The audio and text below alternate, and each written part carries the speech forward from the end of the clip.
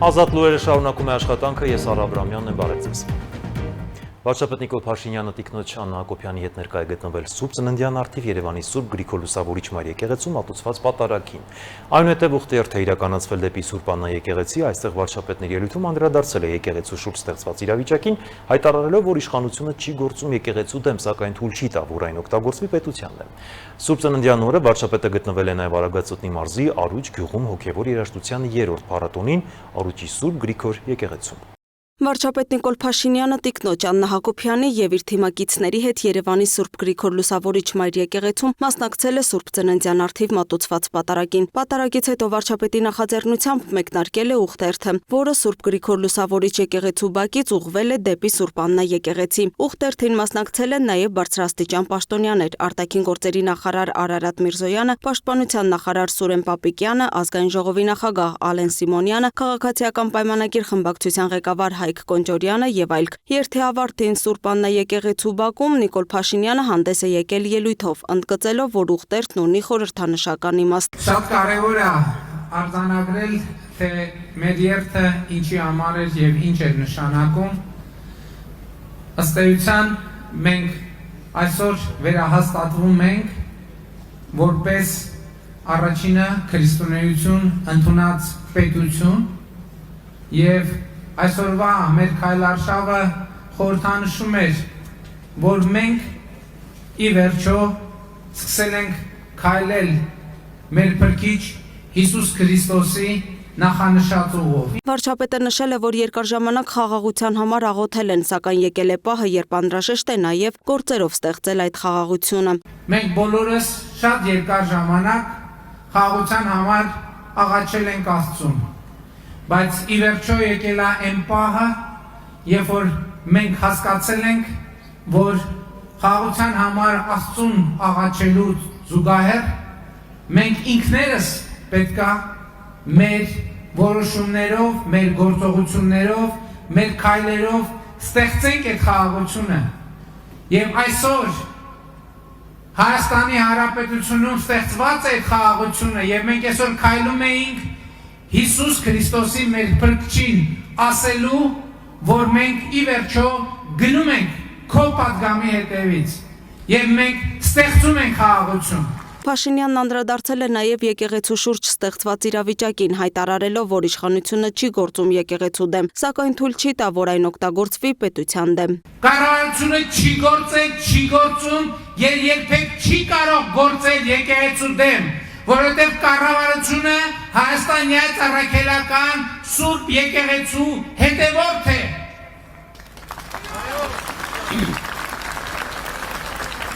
Մենք ընդհանրապես եկել ենք արձանագրելու, որ ոմանք փորձ են անում, որպես հենակետ օգտագործել հայաստանյան առաքելական Սուրբ եկեղեցին օգտագործելու պետության դեմ։ Եվ ես, որպես Հայաստանի Հանրապետության ժողովրդի կողմից ընտրված վարչապետ ասում եմ, որ մենք դա թույլ չենք տալու։ Եվ այն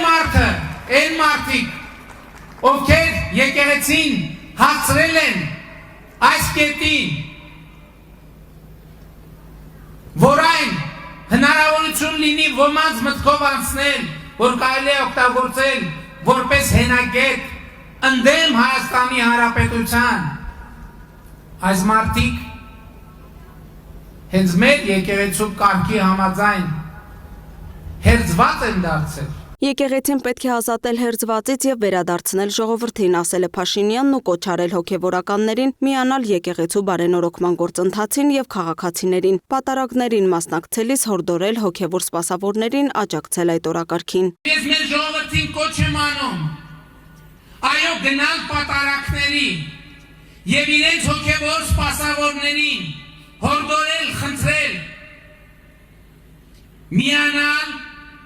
Հայաստանյան առաքելական Սուրբ եկեղեցու բարենորոգման օրակարգին,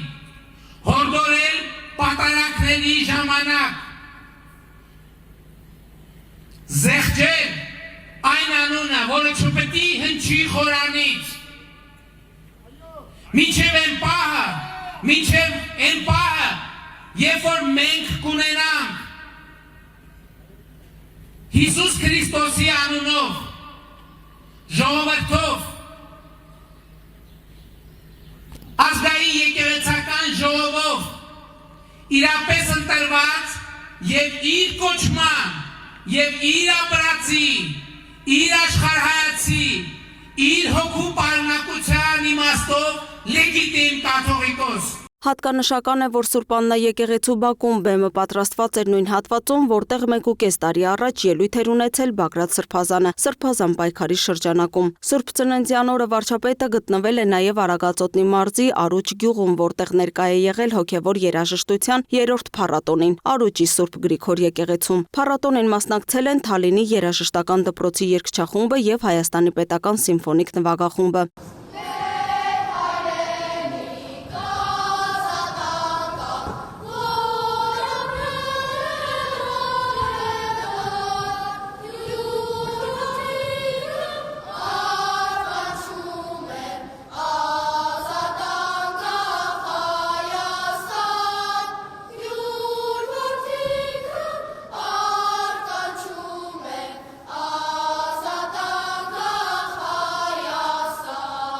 Փառատոնի նպատակն է նպաստել ազգային հոգևոր եւ մշակութային արժեքների պահպանմանն ու տարածմանը։ Վարչապետը շրջել է նաեւ եկեղեցու հարակից տարածքում բացված տաղավարներով, որտեղ ներկայացված էին Արագածոտնի մարզի արտադրանքն ու ավանդական ուտեստները։ Լուսինե Գրիգորյան, Free News, Ազատ լուրեր։ Սուրբ Ծննդյան օրը հունվարի 6-ին Բուշ դյուրոմ դեպարտամենտի խորհրդի եւ Էքս-Մարսել Պրովանս մետրոպոլիայի նախագահ Մարտին Վասալը հոդված է հրապարակել Ադրբեջանում պահվող հայ պատանդների մասին, հիշեցնելով, որ յուրաքանչյուր բանտարկյալի հետևում կա սպասվող ընտանիք։ Հոդվածը տարածվել է սենատոր Բուայի եւ Ֆրանսիայի ճանաչված գործիչների կողմից, փոխանցելով նրա հզոր ուղերձը։ Ինչպես կարելի է հույս տոնել, երբ հայրերն ու որդիները բացակայում են։ Նա ընդգծել է, մենք չենք կարող այստեղ տոնել ազատությունը եւ լռել այնտեղ բանտերում տարապողների մասին։ Ալեպի հայաշատ հատվածում էլ բախումներ են, Սուրբ Ծննդյան հաջորդող մեռելոցը չեղյալ է հայտարարվել, այս մասին նշվում է Գանձասար պարբերականի հայտարարության մեջ։ Սիրիայի խորհրդանի նախկին պատգամավոր Մարիա Գաբրելյանը հայտնել է, որ քաղաքում երեկվանից հանդարտ չէ, քրդական ուժերի եւ իշխանությունների միջև ընթացող վերջին բանակցություններն ըստ էության արդյունք չեն գրանցել եւ քրդական կողմը դիմել է ռազմական գործողությունների։ Նրա տեղեկացմամբ առավոտյան իրավիճակը հարաբերականորեն խաղաղ էր։ Հայկական համայնքը մասնակցել է սովորական կարգով անցկացվող պատարագին, թեմակալ առաջնորդն էլ ընդունել է հավատացյալների շնորհավորանքները, սակայն կեսօրին մոտ իրավիճակը կտրուկ փոխվել է եւ ներկայումս քաղաքը գրեթե ամայի է։ Հալեպում Հայաստանի Հանրապետության գլխավոր հյուպատոսությունից էլ տեղեկացնում են, որ շարունակում են գործունեությունը ծառայություններ մատուցելով Հայաստանի ու օտարերկրյա քաղաքացիներին։ Հյուպատոսական ծառայությունների վերաբերյալ հարցերի դեպքում գործում են նաև հեռախոսահամարներ։ Սիրիայի բանակի եւ սիրիական ժողովրդավարական ուժերի քրդական ներքին անվտանգության ստորաբաժանումների միջև բախումների հետևանքով ըստ վերջին տեղեկությունների զոհերի թիվը հասել է 9-ի։ Սիրիայի ռազմական գործողությունների խորհուրդը հայտարարել է պարետային ժամ սկսած այսօր ժամը 15-ից մինչև նոր տնօրինում։ Այդ մասին հայտնել է Հալեպում լուրերի թղթակիցը։ Բախումների գոտում հարակից տարածքներում բնակվող հայ բնակչության անվտանգության ապահովման նպատակով ազգային առաջնորդարանը հայտնել է, որ Սուրբ Գրիգոր Լուսավորիչ եկեղեցու ներքնասրահը հասանելի է հայ բնակչության համար որպես ժամանակավոր ապաստան մինչև իրավիճակի կայունացումը։ Ցանկացած դժվարության կամ շտապ կարիքի դեպքում տրամադրվել են համապատասխան հեռախոսահամարներ։ Իսկ բժշկական օգնության անհրաժեշտության պարագայում Սիրիայի օգնության խաչի նոր գյուղի կլինիկան հայտարարել է, որ մինչև առավոտ բաց կպահի իր դռները եւ բժիշկները տեղում կլինեն անհրաժեշտ բուժօգնություն ցուցաբերելու համար։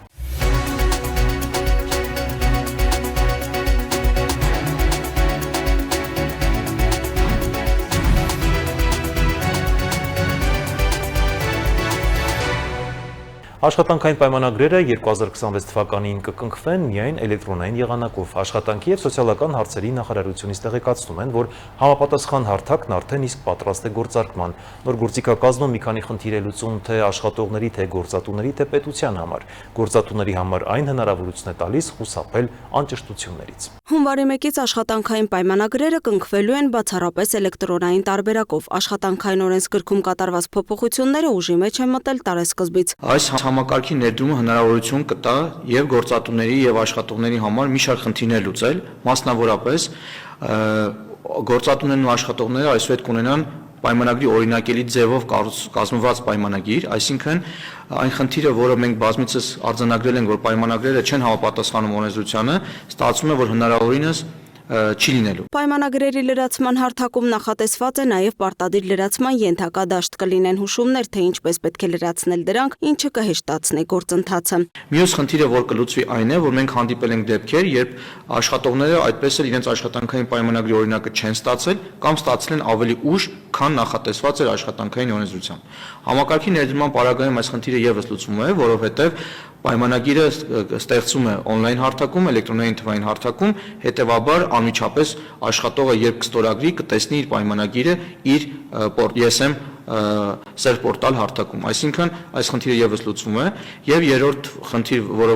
այսուհետ կարող է լուծվել, առանձնացնեմ, վերաբերում է տեսչական վերահսկողական մեխանիզմներին, որովհետեւ մենք կարողանալու ենք այդ երբ որ ստուգում կբացվի գործատուի մոտ աշխատանքային հարաբերությունների մասով, հնարավորություն կտրվի արդեն իսկ տեսնել միանգամից, թե ինչ պայմանագիր կա կողմերի միջև կնքված, այդ պայմանագրերը ինչ փոփոխություններ են կատարված եւ տվյալ պահին ինչ վիճակում է գտնվում իրենց հարաբերությունները։ Հայաստանի աշխատանքի եւ սոցիալական հարցերի նախարարության աշխատանքի եւ զբաղվածության վարչության պետ Ժորա Սարգսյանը տեղեկացրեց, որ այս նոր գործիքակազմը մի քանի խնդիր է լուծում թե աշխատողների, թե գործատուների, թե պետության համար։ Գործատուների համար նոր գործիքակազմը հնարավորություն է տալիս խուսափել անճշտություններից։ Եթե նախկինում այս կամ այն հարցով բաց թողում էր լինում եւ դա վերագրվում էր անտեղյակությանը, ապա հիմա այստեղ եւս հարցը կարգավորվում է։ Նոր էլեկտրոնային հարթակում լինելու է աշխատանքային օրինակելի պայմանագրի տարբերակ, որտեղ առանձնացվելու են պարտադիր դաշտեր։ Գործատուին մնում է ավելացնել հիմնական տեղեկատվությունը աշխատանքի ընդունվող քաղաքացու մասին, լրացնելով պարտադիր դաշտերը։ Այստեղ գործիքակազմը կարևոր է նաև պետության համար, քանի որ աշխատողի եւ գործատուի հարաբերությունները դառնում են թափանցիկ։ Ժորա Սարգսյանն ընդգծեց, որ բոլոր գործատուներին տրվելու է 1 տարի ժամանակ, որ ներկայում իրենց մոտ աշխատող քաղաքացիների պայմանագրերը եւս տեղափոխվեն այդ հարթակ։ Աշխատող քաղաքացիներին անհրաժեշտ է միայն ունենալ թվային ստորագրություն։ Երկու տարբերակ կա՝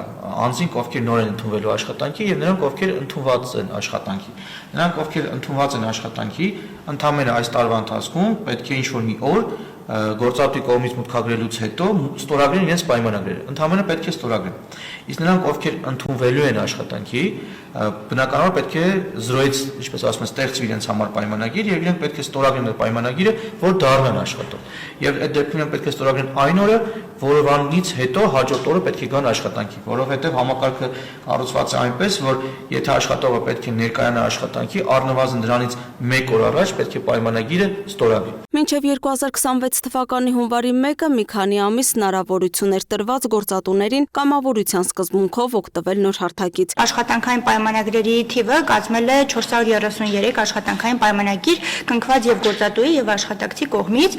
եւ 1525 թվով աշխատանքային պայմանագիր ընդհանուր համակարգի կողմից է ստեղծվել, բայց դեռ ստորագրված չի եղել աշխատողի կողմից։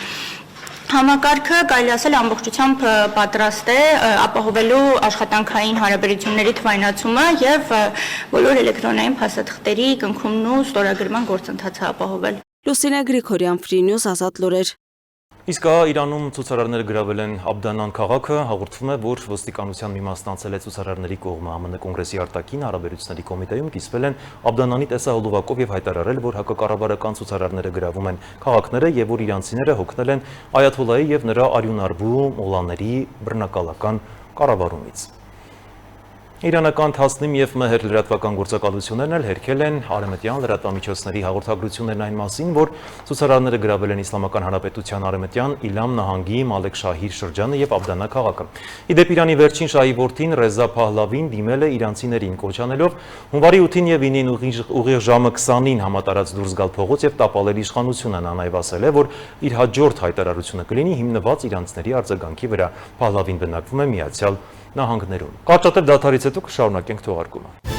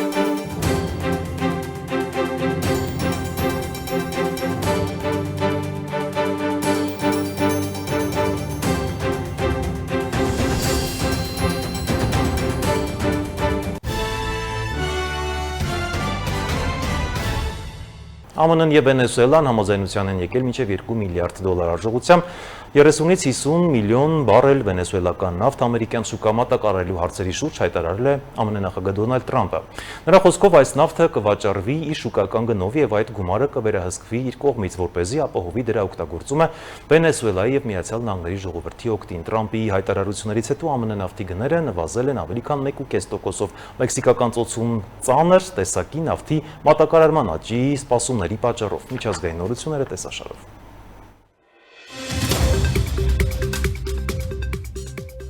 Սիրիայի հյուսիսային Հալեբ քաղաքում տեղի ունեցած ռազմական գործողությունների հետևանքով առնվազն 4 մարդ է զոհվել, եւս մի քանիսը վիրավորվել, հայտնում են պետական լրատվամիջոցները։ Բախումները տեղի են ունեցել կառավարական ուժերի եւ քրդերի գլխավորած Սիրիայի դեմոկրատական ուժերի միջև։ Սանա գործակալության փոխանցմամբ զոհվածներից 3-ը քաղաքացիական անձինք են, մեկը բանակի զինծառայող։ Սիրիայի պաշտպանության նախարարությունը հայտարարել է, որ Սիրիայի դեմոկրատական ուժերը շարունակել են էսկալացիան, թիրախավորելով բանակային դիրքերն ու բնակելի թաղամասերը։ Սիրիայի դեմոկրատական ուժերն էլ հերքում են մեղադրանքները, նշելով, որ զոհերի պատճառը Դամասկոսի կառավարության հետ կապված խմբավորումների կողմից իրականացված հրետանային եւ հրթիռային գնդակոծություններն են։ Միացյալ Նահանգներն աջակցել է Ուկրաինայի դաշնակիցների կոալիցիային, խոստանալով տրամադրել անվտանգության երաշխիքներ, որոնք կներառեն պարտադիր աջակցություն Ռուսաստանի հնարավոր նոր հարձակման դեպքում։ Կամավորների կոալիցիայի գագաթնաժողովին այս անգամ մասնակցել են նաև ԱՄՆ ներկայացուցիչներ Սթիվ Ուիթքոֆը, Ջարեդ Քուշները եւ Եվրոպայում ամերիկյան ուժերի գլխավոր հրամանատար Ալեքս Գրինկևիչը։ Վերջինս անվտանգության երաշխիքների մանրամասները նախորդին քննարկել էր եվրոպական բանակների հրամանատարների հետ։ Ուիթքոֆ խոսքով նախագահ Դոնալդ Թրամփը վճռականորեն աջակցում է անվտանգության արձանագրություններին։ Փարիզում Ֆրանսիայի, Մեծ Բրիտանիայի եւ Ուկրաինայի առաջնորդները նաեւ հռչակագիր են ստորագրել հրադադարի հաստատումից հետո Ուկրաինայում բազմազգ ուժերի տեղակայման մտադրության մասին։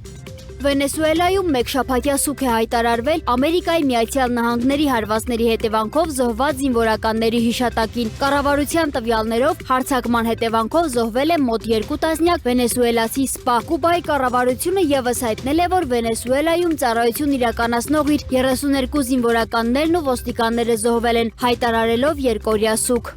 Ամերիկայի Միացյալ Նահանգների նախագահ Դոնալդ Թրամփը քննարկում է Գրենլանդիան ձեռք բերելու տարբեր սցենարներ, ներառյալ Ամերիկայի Միացյալ Նահանգների կողմից զինված ուժերի հնարավոր կիրառումը։ Այս մասին հայտնել է Սպիտակ տունը։ Հայտարարության համաձայն Թրամփը դա դիտարկում է որպես Ամերիկայի Միացյալ Նահանգների ազգային անվտանգության առաջնահերթություն, անհրաժեշտ արկտիկական տարածաշրջանում հակառակորդներին զսպելու համար։ Գրենլանդիայի իշխանությունները բազմիցս հայտարարել են, որ չեն ցանկանում դառնալ Միացյալ Նահանգների մաս, իսկ եվրոպական խոշոր տերությունների եւ Կանադայի առաջնորդները հանդես են եկել կղզու պաշտպանության դիրքերից ընդգծելով, որ այն պատկանում է իր ժողովրդին։ Միաժամանակ անցած հանգստյան օրերին Վենեսուելայի նախագահ Նիկոլաս Մադուրոյի ձերբակալությունից հետո Թրամփը հայտարարել է, որ արևմտյան կիսագնդում ամերիկյան գերիշխանությունը այլևս երբեք կասկածի տակ չի դրվի։ Ձյան առատ տեղումներն ու սառցակալումը հանգեցրել են տրանսպորտի աշխատանքի լայնածավալ խափանումների ամբողջ Եվրոպայում։ Ֆրանսիայի իշխանություններն էլ հայտնել են 5 զոհի մասին եղանակային պայմանների հետ կապված միջադեպերի հետևանքով։ Հարյուրավոր շվերտներ են չեղարկվել, հազարավոր ուղևորներ մնացել են Փարիզի եւ Ամստերդամի օդանավակայաններում։ Նա կոչ արել մարդկանց համանապակել ճամփորդությունները եւ հնարավորության դեպքում աշխատել տանից։ Ֆրանսիայի ազգային օդերևութաբանական ծառայությունը ձյան եւ սառույցի պատճառով 38 դեպարտամենտում հայտարարել է եղանակային նարնջագույն վտանգի մասին։ Մի քանի շրջանում չեղարկվել են բազմաթիվ գնացքների ծառայությունները։ Բալկաններում նույնպես գրանցվել են ձյան առատ տեղումներ եւ հորդառատ անձրևներ կամ 1 զոհ։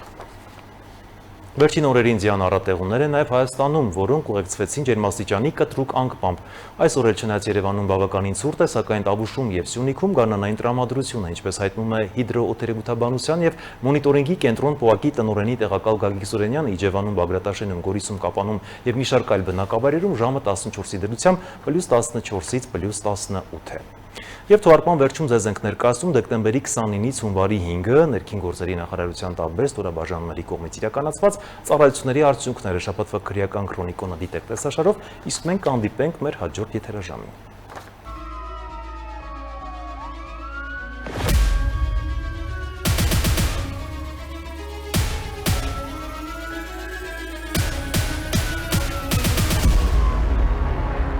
Մայրաքաղաքում եւ մարզերում բարեկային ծառայության իրականացրած միջոցառումների արդյունքում արձանագրվել է ճանապարհային երթևեկության կանոնների 8485 խախտում, պահպանվող հատուկ տարածք է տեղափոխվել 212 տրանսպորտային միջոց, հայտնաբերվել է 493 ոչ սթափ վարորդ, 431 անձ առանց վարորդական իրավունքի վկայականի։ Ընդհանուր առմամբ տարբեր խախտումներով եւ կասկածանքով համայնքային ոստիկանության բաժիններ է տարվել 55 քաղաքացի։ Հանրապետությունում էլ բացահայտվել է 324 հանցագործություն, այդ թվում մարմնական վնասվածք պատճառելու 48, ֆիզիկական ներգործության 47, առանց վարորդական իրավունքի մեքենա վարելու 38, թմրանյութի հայտնաբերման 28, հոգեկան ներգործության 25, անձնական ունեցվածքի գողության 17, խարդախության 12, ինչպես նաև մի շարք այլ հանցագործություններ։ Նախկինում կատարված 3 հանցագործություն ևս բացահայտվել է։ Հայտնաբերվել է 14 հետախուզվող, 3 անհետ կորած, արձանագրվել է զենք զինամթերքը կամավոր հանձնելու 3 դեպք։ Ներքին գործերի նախարարության փրկարար ծառայության ճգնաժամային կառավարման ազգային կենտրոնում շաբաթվա ընթացքում գրանցվել է 679 դեպք, 211 արտակարգ, մասնավորապես հրդեհի 78, հրդեհի ծագման սպառնալիքի 35, ճանապարհատրանսպորտային պատահարի 37, կենցաղային կանչի 256 եւ այլ դեպքեր։ Եղանակային պայմաններով եւ այլ գործոններով պայմանավորված գրանցվել է տրանսպորտային միջոցների արգելափակման 108 դեպք։ Փրկարարները օգնություն են ցուցաբերել 175 քաղաքացու։ Փրկարար գործողությունների արդյունքում փրկվել է 3 մարդ։ Ներքին գործերի նախարարության ստորաբաժանումները շարունակում են իրականացնել շուրջօրյա վերահսկողություն եւ կանխարգելիչ միջոցառումներ քաղաքացիների անվտանգությունն ապահովելու եւ հասարակական կարգը պահպանելու նպատակով։ Երևանի քրեական ոստիկանները խոշոր չափի թմրամիջոցի իրացման դեպք են բացահայտել։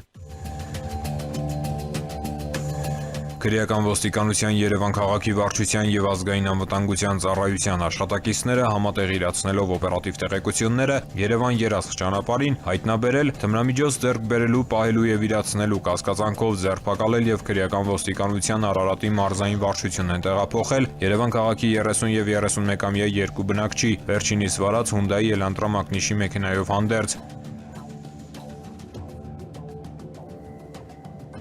30-ամյա տղամարդը իրավապահներին նկատելով մեքենայի մեջ է նետել 710 գրամ մեթամֆետամին տեսակի թմրամիջոցով պոլիէթիլենային փաթեթ։ Նրա անձնական խուզարկությամբ հայտնաբերվել է նաև մոխրացած հետքերով կատուցիչ։ Ձեռնարկված միջոցառումներով պարզվել է նաև, որ 30-ամյա տղամարդը Երևան քաղաքի տարբեր հատվածներում գտնվող տաքստոսներում տեղադրել է թմրամիջոցի 50 փաթեթ։ Մեքենան տեղափոխվել է պահպանվող հատուկ տարածք։ 30-ամյա եւ 31-ամյա տղամարդիկ կազմված փաստաթղթերի հետ ներկայացվել են նախաքննական մարմին։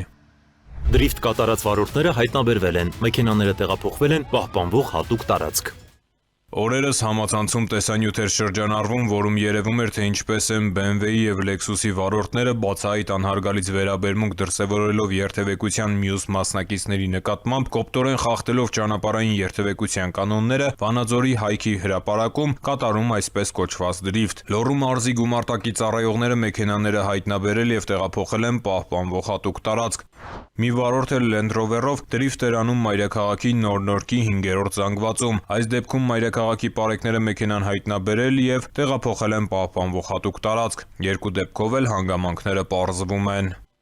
Ծանուցում ենթադրյալ հանցանքի մեջ կասկածվողը կամ մեղադրվողը համարվում է անմեղ, քանի դեռ նրա մեղավորությունը ապացուցված չէ Հայաստանի Հանրապետության քրեական դատավարության օրենսգրքով սահմանված կարգով, դատարանի օրինական ուժի մեջ մտած դատավճռով։